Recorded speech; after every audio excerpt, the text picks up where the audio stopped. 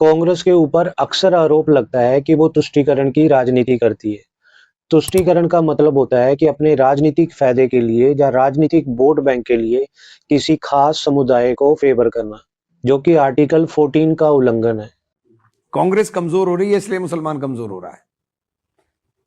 कांग्रेस मजबूत होगी, मुसलमान खुद मजबूत रहेगा।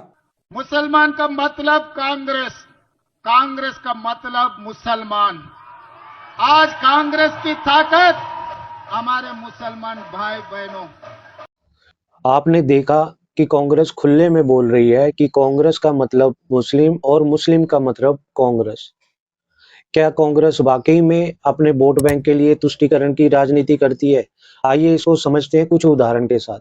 साल 1985 में सुप्रीम कोर्ट ने एक मुस्लिम औरत शाहबानो के पक्ष में फैसला सुनाते हुए उसको गुजारा भत्ता देने का आदेश दिया, मगर तब की राजीव गांधी सरकार ने कुछ कट्टरपंथी मुस्लिम संगठनों के दबाव में आके संसद में कानून बदलकर सुप्रीम कोर्ट के फैसले को ही पलट दिया।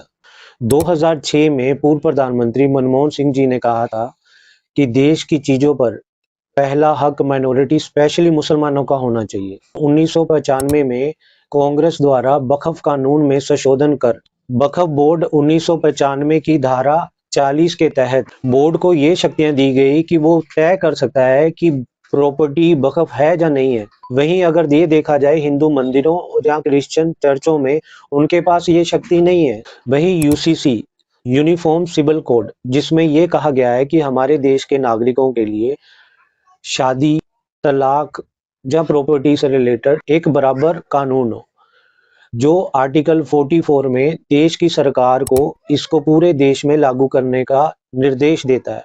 मगर दशकों तक कांग्रेस के द्वारा यूसीसी को लागू ना करना एक मुस्लिम वोट बैंक को खुश करने जैसा था, ताकि उनको अपने पर्सनल लॉ मानने की छूट मिलती थी और एक से ज्यादा शादियां करना, ट्रिपल तलाक जैसे उनको कई अधिकार मिल जाते थे।